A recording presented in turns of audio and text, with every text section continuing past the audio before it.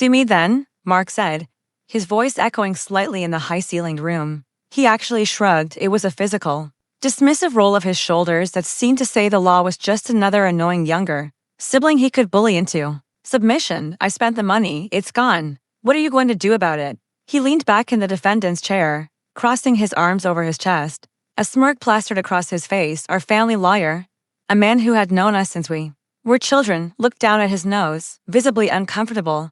But Mark didn't care about comfort. He cared about dominance. He had drained the joint inheritance account our parents' legacy intended for both of us to fund his failing real estate ventures and a lifestyle he couldn't afford. I sat at the plaintiff's table, my hands folded neatly on the polished wood. I didn't shout. I didn't cry. I didn't beg him to explain why he thought he was entitled to my half of our future. I just watched him. "Mr. Davis," the judge said, peering over his spectacles. "You are admitting on the record that you liquidated the assets in question?" "I'm saying I'm the executor," Mark shot back, interrupting the judge. "I made business decisions. If my brother doesn't like my investments, that's his problem. He could sue me." "Oh wait. He already is, and look where it's got him." "Nowhere, my lawyer." Mr. Sterling touched my elbow gently.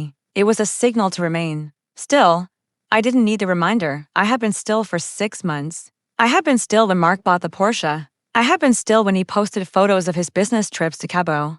I had been still when he told our cousins that I was jealous of his success. Mark mistook my silence for paralysis. He thought I was the same little brother who used to let him win at video games just to avoid a tantrum. He didn't realize that while he was busy spending, I was busy documenting. "Is that your final statement on the matter of the liquidity?" the judge asked, his voice flat. "Yeah," Mark laughed, looking at his own attorney, who was frantically writing something on a legal pad and not laughing at all. "I'm done talking. Ruling or whatever. Let's go." Mr. Sterling stood up slowly. "Your Honor, before you rule on the motion to dismiss, we would like to submit Exhibit C into the record." Mark rolled his eyes. "More paper. Great." Mr. Sterling walked to the bench and handed a thin folder to the bailiff, who passed it to the judge. It wasn't a bank statement. It wasn't a spreadsheet. It was a transcript of a voicemail Mark had left his broker 3 days after our parents' funeral. Combined with a sworn affidavit from that same broker, the room went silent. The only sound was the rustling of paper as the judge turned the page. I watched the judge's face. He read the first paragraph, then the second. He stopped. He looked up at Mark, then back down at the paper. Then, slowly, deliberately, the judge nodded. It wasn't a casual nod. It was the nod of a man who had seen the truth snap into place like a steel trap. "Mr. Davis," the judge said. The temperature in the room seemed to drop 10 degrees. "You just stated that these were business investments. Yet, in this transcript, you explicitly instructed your broker to, and I quote, hide the funds in the shell company. So my brother can't touch a dime before the court date." Mark's smirk faltered. That's taken out of context and," the judge continued, his voice rising.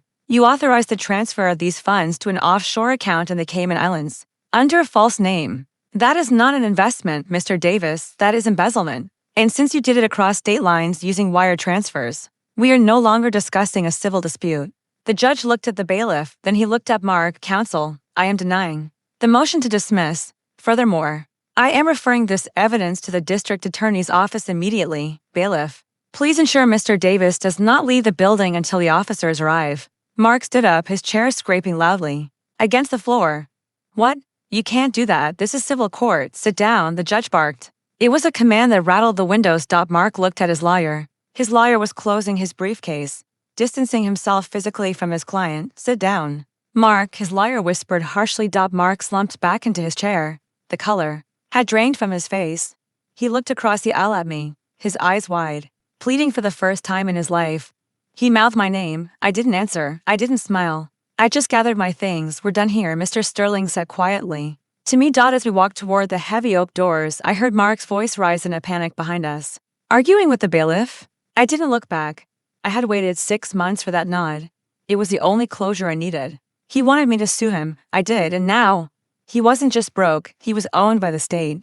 I pushed open the courtroom doors and stepped out into the quiet hallway, finally breathing free air.